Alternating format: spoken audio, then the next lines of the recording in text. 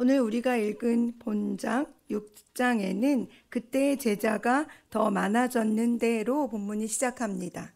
어느 때입니까? 사도들이 예수 그리스도의 이름으로 능욕받는 것을 합당히 여겨 기뻐하는 때이고, 그들이 날마다 성전에 있어 또는 집에 있든지 예수는 그리스도라 가르치기를, 그리고 전도하기를 주저하지 않은 바로 그때의 제자의 수가 더 많아졌습니다. 이는 예수님께서 오직 성령이 너희에게 임하시면 너희가 권능을 받고 예루살렘과 온 유대와 사마리아와 땅끝까지 이르러 내 증인이 되리라고 하신 말씀이 성취되고 있는 것입니다. 초대교회는, 그리고 초대교회의 제자들은 부활하신 예수 그리스도의 증인이 되기를, 그리고 그렇게 살아내는 삶을 살아냈기에 예수를 믿는 제자의 수가 더 많아졌습니다. 반면 초대교회는 교회 안으로 교회를 세워나가는 일이 있었고, 밖으로는 핍박과 거짓된 복음과의 치열한 싸움으로 인하여서 어려운 상황에 처해 있기도 했습니다. 또한 사람의 수가 많아짐으로 인하여서 교회를 규모되게 갖춰야 했기 때문에 구제와 행정적인 일들이 많아졌습니다. 그에 따르는 부작용도 생기기 시작했지요. 그래서 사도들은 말씀을 가르치고 전하는 일보다 교회 운영을 위한 행정적인 일들을 처리하는데 더 많은 시간을 소요했던 것 같습니다. 그래서 사도들은 결단하지요. 우리는 오로지 기도하는 일과 말씀 사역에 전념하기 위해서 교회 일꾼을 선발하겠다라고 결단합니다. 교회의 일꾼들은 우리가 읽은 6장 3절에 너희 가운데에서 성령과 지혜가 충만하여 칭찬받는 사람 7을 택하여 라고 정해져 있습니다. 즉 우리 가운데, 즉 예수 그리스도를 믿는 사람들 가운데 성령과 지혜가 충만한 사람, 그리고 칭찬받는 사람이어야 한다는 것입니다. 디모데전서 3장에서는 감독과 집사를 선발하는 필요 조건이 기록되어져 있습니다. 그런데 3장 1절을 시작함에 있어 이런 말이 기록되어 있단 말이죠. 1절에는 선한 일을 사모하는 것이라고 시작합니다. 선한 일은 무엇일까요? 그것은 오늘 우리가 읽은 3절에서 이야기하고 있는 성령과 지혜가 충만한 이라고 저는 생각합니다. 왜냐하면 성령과 지혜가 충만하여야만 하나님의 뜻을 온전히 알게 되고 하나님의 뜻에 합당한 삶을 살게 되기 때문입니다. 그것이 바로 선한 일, 그 일이 되는 것이기 때문이지요.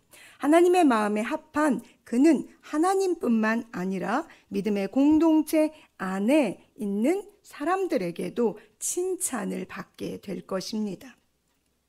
이런 사람들을 사도들은 초대교회 일꾼으로 선출하였고 그들에게 하나님의 교회의 일을 맡기게 되었습니다.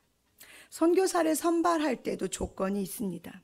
물론 여러 가지 테스트, 서류적인 과정을 거치지만 최종 선발은 2가지를 봅니다.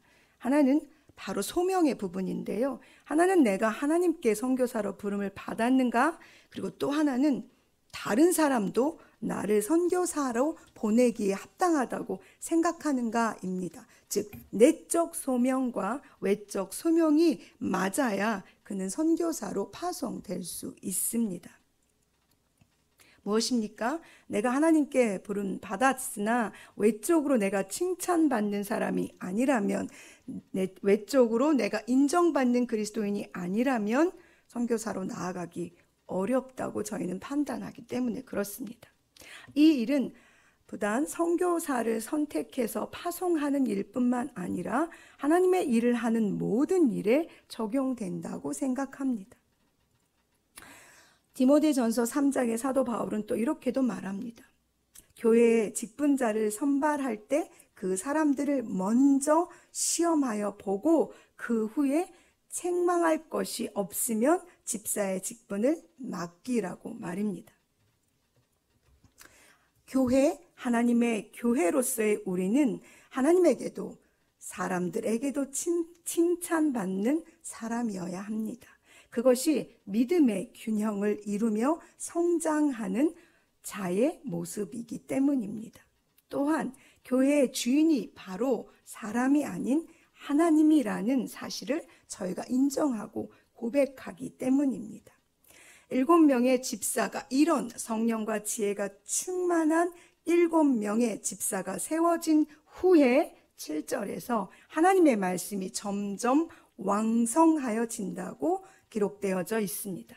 또한 예루살렘에 있는 제자의 수가 더 심히 많아지고 심지어 허다한 제사장의 무리도 이 도에 복종한다고 기록하고 있습니다. 우리가 주목해야 할 단어는 바로 제자의 수입니다. 그저 예수를 믿는 교인의 수가 늘어난 것이 아니라 그리스도처럼 살아가겠다고 다짐하며 그리스도의 부활을 증언하는 삶을 살았던 사람들의 수가 더 많아졌다는 것입니다.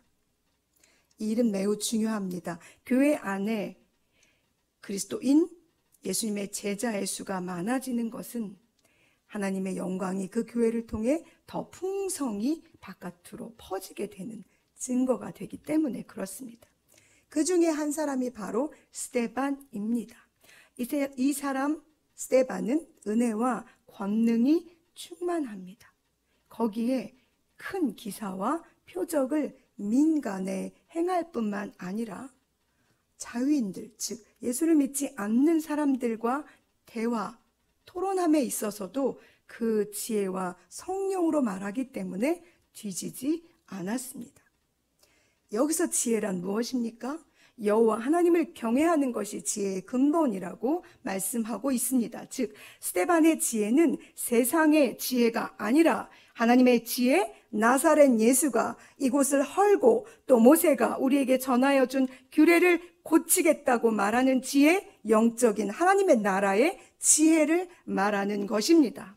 이 일은 성령의 충만하심으로만 말할 수 있는 하늘의 지혜이기에 그의 얼굴이 사람의 얼굴이 아닌 천사의 얼굴과 같았다라고 사람들이 평가하고 있습니다. 사랑하는 여러분, 우리는 하나님의 교회, 하나님이 주인 되시는 교회의 지체로 부름을 받은 하나님 나라의 일꾼입니다. 스데반은 그래서 우리에게 우와, 이런 사람이 존재하네? 라고 감탄하고 끝날 사람이 아니라 우리도 각자의 스데반이 되어 지혜와 성령으로 충만해져야 합니다. 그래서 세상의 모든 사람들에게 그들의 말과 싸워 지지 않고 예수를 그리스도라 바르게 전해야 하는 자들이 바로 우리입니다. 또한 우리는 하나님과 사람 앞에 칭찬받는 사랑스러운 예수님의 제자들이어야만 합니다. 그때 우리의 얼굴이 천사의 얼굴처럼 그들에게 보이게 될 것이며 교회는 제자들의 수가 더 많아지게 될 것입니다. 우리 이런 움직이는 주님의 교회로 오늘 하루도 승리하며 살아내시기를 간절히 소망합니다. 기도하시겠습니다.